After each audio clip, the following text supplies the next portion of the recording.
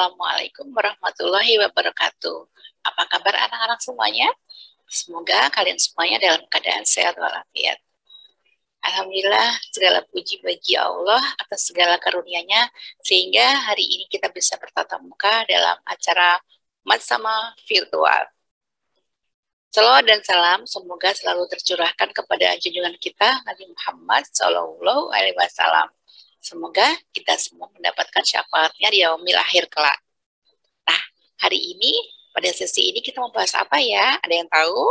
Materi kita hari ini tentang model pembelajaran. Kita khusus bahas tentang metode dan media pembelajaran yang akan dilaksanakan di MTS Negeri 6 Jakarta. Dengan saya, Bu Fatmi. Nah, beberapa metode yang digunakan di MTS Negeri 6 Jakarta itu diantaranya ada metode penjelasan langsung atau metode ceramah ya, atau metode paparan, kemudian juga ada tanya jawab, ada diskusi, ada pemberian tugas, simulasi, demonstrasi, dan juga metode eksperimen. Mungkin kalian sebenarnya sudah mengalami hal ini dulu di SD, tetapi kalian mungkin tidak tahu namanya. Jadi, insya Allah pembelajaran di MTS Negeri 6 Jakarta akan sangat beragam metodenya. Yang pertama kita lihat seperti apa sih bentuk dari metode pembelajaran langsung.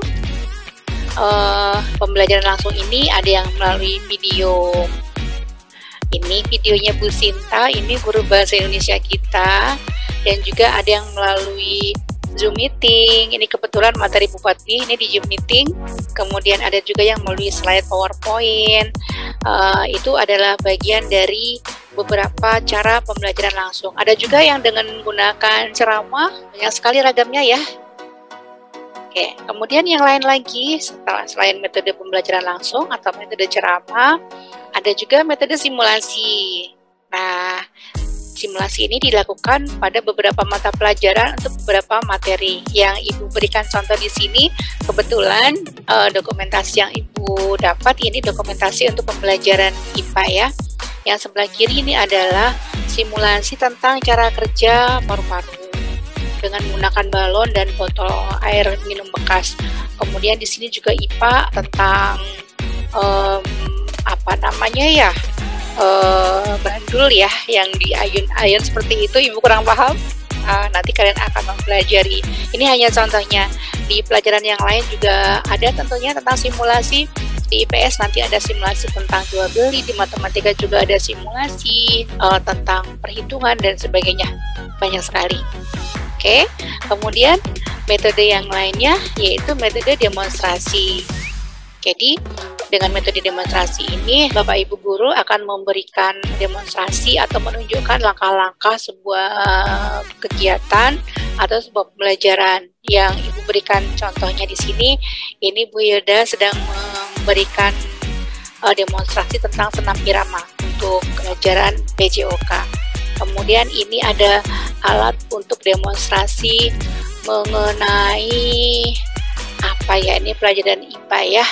Ini tentang sel ya, tentang inti sel. Nanti kalian akan belajar tentang itu. Kemudian metode yang lain lagi selain demonstrasi, ada bentuk pemberian tugas ya, dan bentuk-bentuk penugasan di sekolah kita lumayan beragam. Ada beberapa metode pemberian tugas. Ada yang menggunakan lembar kerja, ada yang menggunakan metode unjuk kerja. Ini praktek olahraga direkam di rumah karena masih daring belajarnya, jadi semua kegiatan dilaksanakan di rumah, kemudian dikirimkan dokumentasinya baik berupa video maupun berupa foto. Kemudian juga ada ini contoh penugasan dalam bentuk setoran hafalan ya untuk mata pelajaran BTQ. Kemudian ini ada setoran untuk praktek fikih, penugasan praktek fikih tentang sholat ya. Ini hanya contoh-contohnya saja untuk model penugasannya. Jadi bisa jadi ada materi-materi tertentu yang kalian semua nanti diberikan penugasan dalam bentuk-bentuk yang berbeda. Jadi nggak melulu mengisi lembar kerja, nggak melulu merekam video, semuanya akan disesuaikan dengan materi yang diberikan oleh Bapak Ibu guru. Nah, kemudian penugasan yang lain ada yang namanya membuat produk. Membuat produk ini contoh yang Ibu tayangkan adalah contoh membuat produk untuk mata pelajaran seni budaya.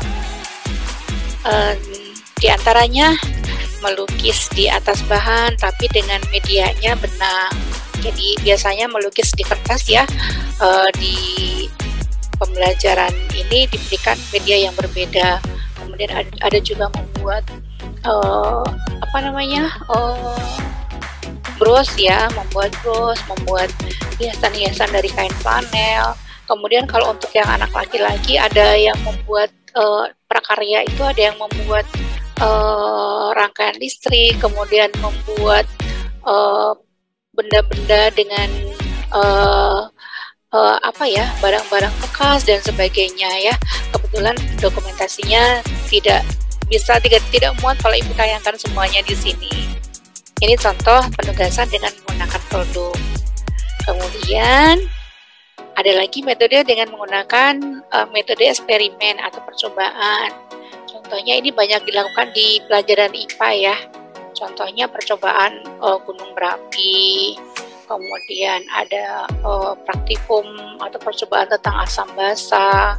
Kemudian membuat indikator teh celup. Indikator ini kebalik, ini harusnya teh celup, bukan teh celup ya. Salah ketik tipu ya. Oke, itu metode eksperimen. Oke, menarik kan? Oh ya, jangan berpikir bahwa pembelajaran ini akan begitu karena banyak metodenya kemudian semuanya kalian akan setiap hari disuruh bikin itu, terus ada tugas terus yang seperti itu. Tidak, tentu saja nanti akan disesuaikan pemberian tugasnya, waktunya juga disesuaikan, jadi tenang aja ya.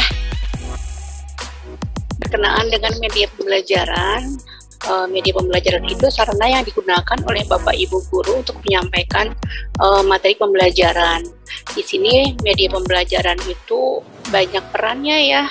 Sebagai media pembelajaran yang utama, nanti setiap madrasah diwajibkan untuk menggunakan e-learning. Kemudian fungsi yang lain untuk tatap muka virtual. Jadi kalau dulu sebelum pandemi kan pembelajaran itu dilaksanakan secara tatap muka di kelas, tetapi karena situasi pandemi maka pembelajaran tatap muka dilaksanakan secara virtual. Apa saja yang digunakan, pilihannya nanti akan kita lihat. Kemudian juga media pembelajaran itu sarana untuk media komunikasi atau konsultasi. Jadi kalau misalnya ada materi yang harus disampaikan, ada informasi yang harus disampaikan dari Bapak Ibu guru kepada para siswa, maka media ini sangat penting fungsinya ya. Dan sebaliknya, jika ada kendala kalian dalam mempelajari materi, mungkin belum paham, mungkin dalam pengiriman tugas atau penyelesaian tugasnya masih ada kendala, maka media pembelajaran ini berfungsi sebagai media untuk berkonsultasi. Selain itu juga digunakan untuk menyampaikan bahan ajar ya. Kalau biasanya pada pertemuan tatap muka, materi bahan ajar itu kan disampaikan mungkin dalam format lembar fotokopian, misalnya lembar kerja, kemudian buku paket, atau mungkin juga dengan ujian lisan misalnya. Nah, pada pembelajaran jarak jauh ini, bahan ajar disampaikan melalui media-media pembelajaran yang digunakan oleh Bapak Ibu guru. Juga sebagai media untuk menyampaikan penugasan. Jadi nggak langsung ya diberi tugasnya ya, tidak langsung diberikan secara tatap muka, tidak, tetapi disampaikan melalui media pembelajaran ini. Nah, begitu pentingnya media pembelajaran itu sehingga mau tidak mau setiap siswa harus punya alat yang digunakan sebagai media pembelajaran, entah mungkin melalui handphone, entah mungkin melalui laptop atau PC atau tablet dan sebagainya. Tapi jangan khawatir juga ya anak-anak, kalau misalnya kalian ternyata ada kendala, misalnya ada adiknya yang sekolah juga, ada kakaknya yang sekolah juga, sementara mungkin perlengkapan atau gadget atau laptop yang digunakan harus bergantian, nanti komunikasikan dengan Bapak Ibu guru atau Bapak Ibu wali kelas ya. Yang jelas pasti akan ada kebijaksanaan apabila ada kendala. Yang penting kalian sampaikan kepada Bapak Ibu guru atau kepada Bapak Ibu wali kelas kalian. Bu doakan semoga tidak ada kendala ya ke depannya, karena peran dari pertemuan tatap muka virtual ini sangat penting ya, sangat penting agar materi pembelajaran bisa disampaikan dan bisa ada interaksi dengan kalian semua. Jadi disitulah pada media tatap muka virtual inilah terjadi diskusi, tanya jawab, konsultasi secara langsung yang bisa langsung dua arah ya dengan Bapak Ibu guru.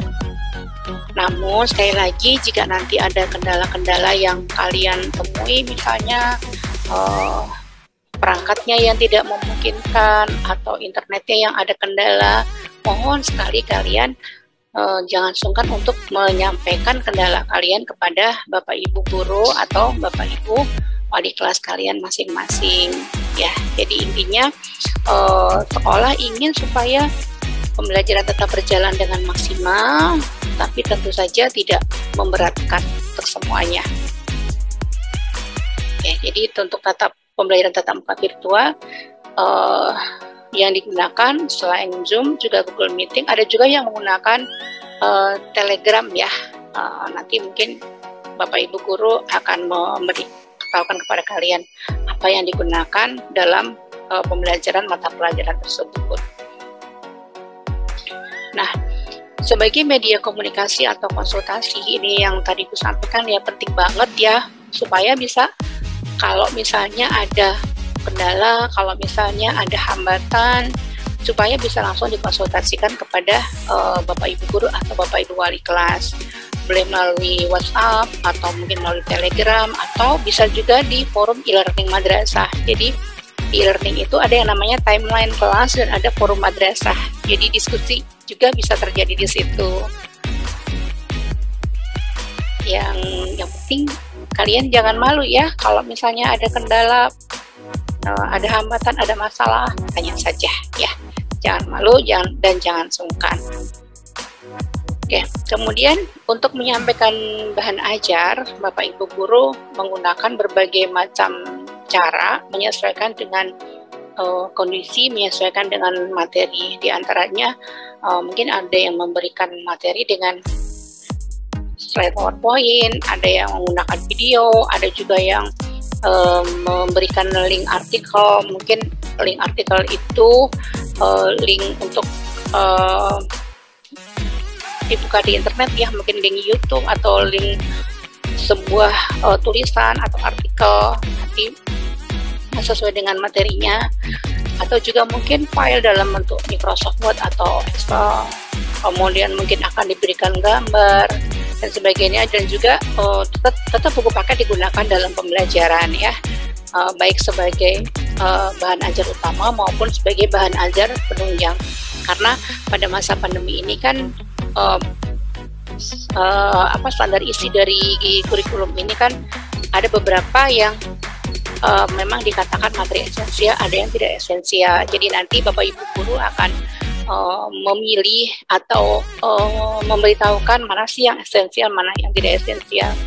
Yang esensial pasti akan dibahas secara dalam, tetapi kalau yang materi yang tidak esensial mungkin kalian akan diminta untuk belajar sendiri dengan menggunakan bahan-bahan yang diberikan oleh Bapak Ibu guru atau yang bisa diakses pada buku paket. Jadi nanti kalian tetap dapat buku paket ya, pinjaman buku paket. Nanti ditunggu saja informasi dari perpustakaan. Ya, kemudian tadi kan ada bentuk-bentuk penugasan ya yang Ibu sampaikan di awal. Nah, penugasan itu nanti pengirimannya bisa berbagai macam jalan ya. Mungkin di berupa lembar kerja yang nanti mungkin pengirimannya di CD Learning atau mungkin Google Form langsung, atau mungkin ada yang menggunakan quizzes, atau ada yang menggunakan soal-soal dari buku paket. Ada juga yang belum Ibu tuliskan di sini, ada yang Bapak Ibu guru menggunakan Edmodo.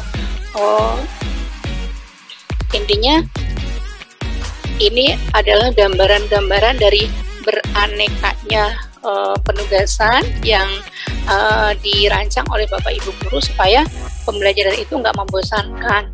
Bayangin aja kalau misalnya pembelajaran itu dikasih lembar kerja, terus setiap hari ngisi lembar kerja, kemudian setiap hari dapat ceramah tanpa melakukan sesuatu, kayaknya mungkin tidak enjoy jadi belajarnya ya. Jadi ini sebagai alternatif bentuk-bentuk pembelajaran yang diharapkan pembelajaran ini menjadi lebih menyenangkan untuk kalian. Dan tentunya meskipun pembelajaran menyenangkan, tetapi tetap mencapai target yang diinginkan. Nah, kita kenali sejenak mengenai e-learning. Ini baru pengenalan saja ya, karena Ibu coba untuk mengakses e-learning, tapi sementara servernya sedang dalam perawatan, mungkin karena tahun ajaran baru, jadi harus diadakan pembaharuan untuk sistemnya. Mungkin nanti juga perlu dimasukkan dulu data kalian di e-learning supaya kalian bisa mengakses. Ini pengenalan saja untuk tampilan awal yang tadi sudah sempat Ibu sampaikan ya di slide sebelumnya. Tampilan awalnya itu yang sebelah kiri ini yang horizontal, ini tampilan di PC atau laptop, yang ini tampilan di handphone. Kayak lagi isinya sama ya, buka di laptop sama buka di handphone isinya sama, tetapi yang berbeda adalah bentuk tampilannya. Bagaimana cara mengakses e-learning? Itu yang pertama, dengan browser kalian masing-masing, nanti buka ini ya,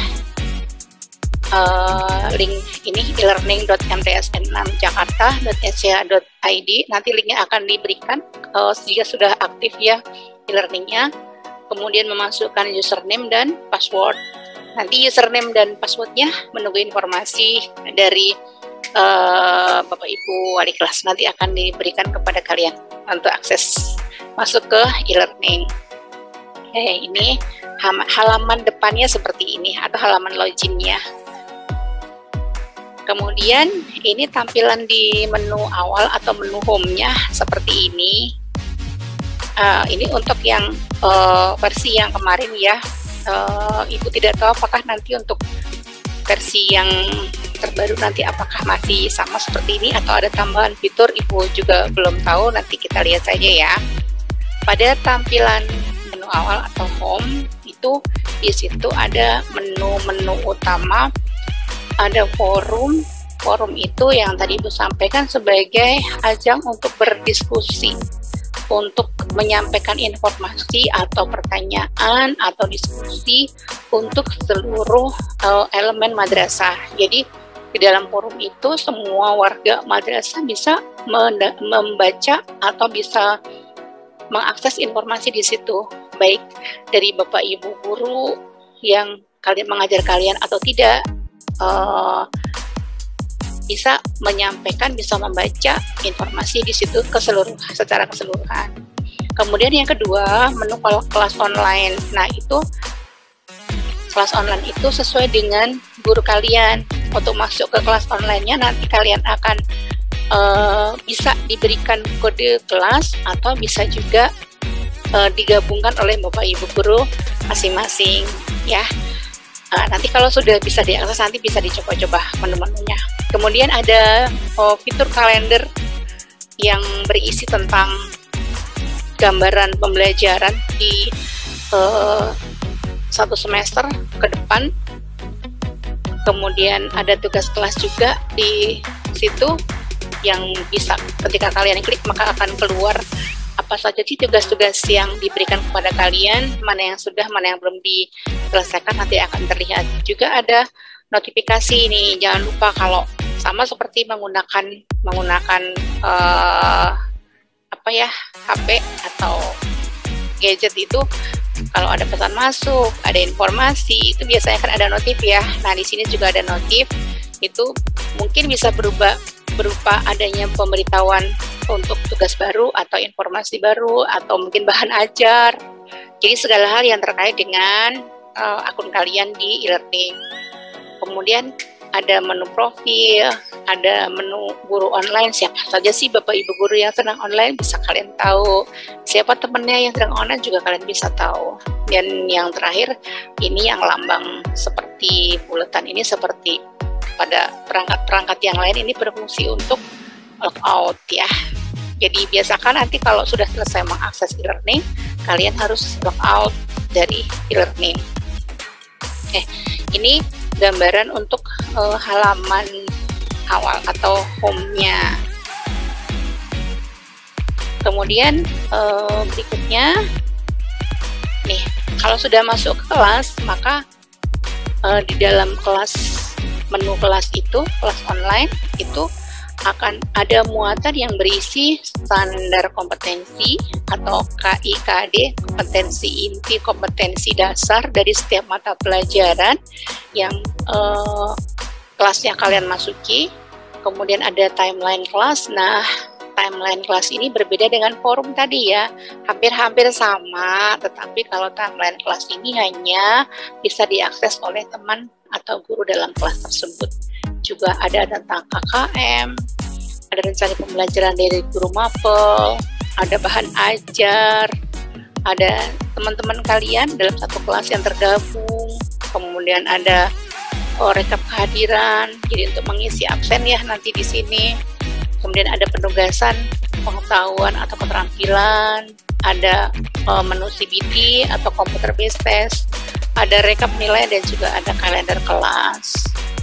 Ya, nanti kalau sudah bisa diakses e-learningnya, nanti kalian boleh bereksplorasi, mengeksplorasi menu-menu pada e-learningnya. Oke, nah berikut ini video singkat untuk sebagai panduan untuk login ke e-learning madrasah. Ya, kita simak dulu.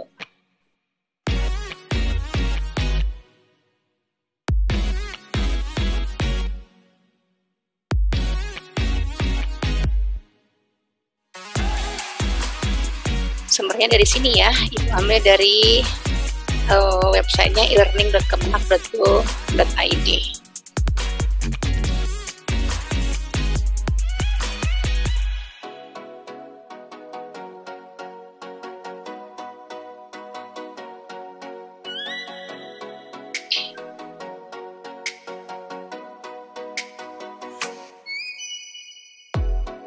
Nah, nanti ini diisi dengan www.elearning MTSN 6 ya, nanti isinya. Ini yang diisi dengan user ID dan password nanti yang akan diberikan kepada kalian. Ditunggu saja informasinya.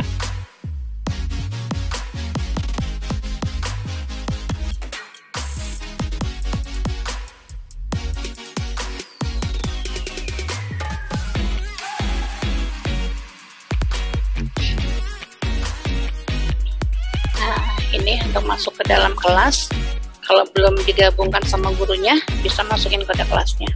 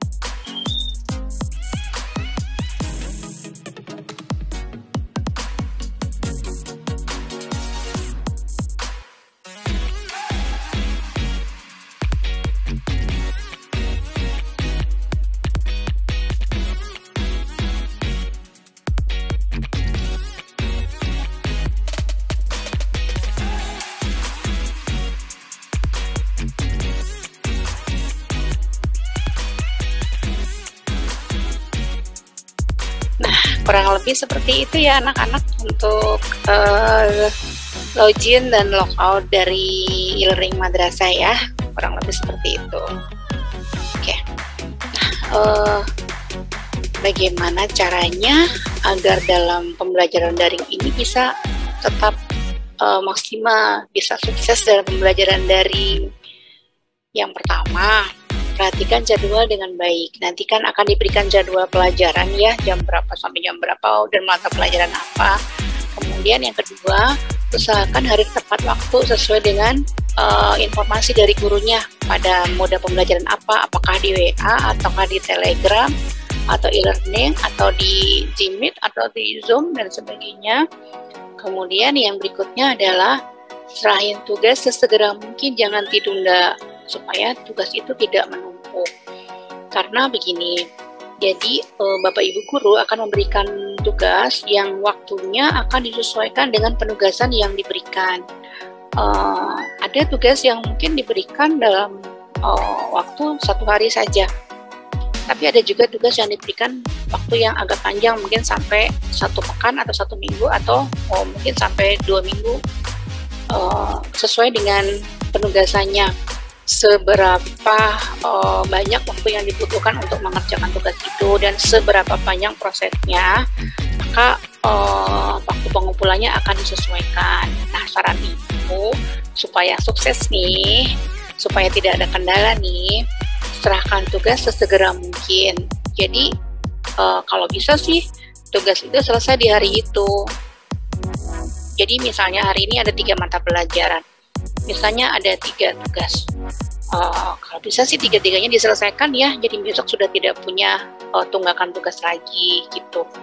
Tapi Bapak Ibu Guru akan memberikan penugasan itu mungkin selang-seling ya, sesuai dengan materinya ya. Mungkin pekan ini hanya berisi materi saja, pekan depan baru tugas, atau mungkin ada pelajaran-pelajaran tertentu yang mungkin tugas itu diberikan secara rutin, tetapi jumlahnya tidak banyak.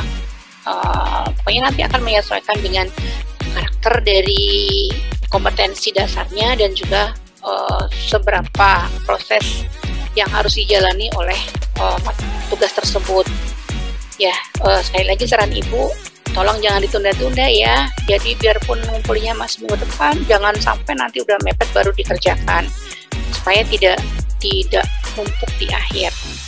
Kemudian nih yang berikutnya, belajar untuk mandiri, karena kalian sekarang kan sudah ada di level madrasah ya, level sekolah menengah pertama. Jadi sudah harus mulai belajar untuk mandiri dalam mengakses moda pembelajaran. Jadi harus sudah tidak mengandalkan lagi, nanti harus diingatkan sama mamahnya, sama ayahnya, sama kakaknya. Kalau bisa kalian buat jadwal ya yang ditempel di tempat yang kalian mudah untuk membaca, sehingga nanti tidak lupa dengan jadwalnya ya. Kemudian bagaimana kalau ada kendala, kan mungkin masih ada yang baru nih, mungkin belajar dengan e-learning itu, kalau yang mungkin ada kakaknya yang sebelumnya sudah di madrasah, mungkin sudah ada yang mengajarkan ya, paham, sudah pernah mengakses e-learning, mungkin bisa bertanya kepada kakak-kakaknya. Kalau yang sama sekali belum pernah tahu e-learning bagaimana, sekali lagi jangan sungkan untuk bertanya kepada Bapak Ibu Guru atau wali kelas, atau boleh juga kepada teman ya. Dan Ibu sarankan sih kalau ada pertanyaan-pertanyaan itu lebih baik di grup ya, entah di grup Telegram, entah di grup WhatsApp, supaya terbaca oleh Bapak Ibu Guru maupun terbaca oleh teman-teman yang mungkin punya permasalahan yang sama. Kalau di pesan Japri khawatir malah tidak terbaca, karena ada sebagian Bapak Ibu Guru yang mengajar untuk satu paralel kelas, itu berarti 9 kelas ya. Bayangin aja kalau banyak yang menyampaikan pesan lewat pesan pribadi, mungkin takut ada yang tertawa tidak terbaca. Dan yang pasti harus selalu bersemangat di dalam mengikuti pembelajaran. Insya Allah akan diberikan kemudahan. Dulu paparan mengenai model atau metode pembelajaran, semoga bisa memberikan gambaran kepada kalian semua untuk mengikuti pembelajaran di MTS Negeri 6 Jakarta. Nah, demikian tadi sekilas paparan mengenai model pembelajaran di MTS Negeri 6 Jakarta. Semoga kalian dapat mengikuti pembelajaran di MTS Negeri 6 Jakarta dengan lancar. Dan Ibu doakan semoga Madrasah Sanawiyah Negeri 6 Jakarta menjadi salah satu bagian dari langkah kesuksesan kalian di masa depan. Terima kasih atas perhatiannya. Assalamualaikum warahmatullahi wabarakatuh.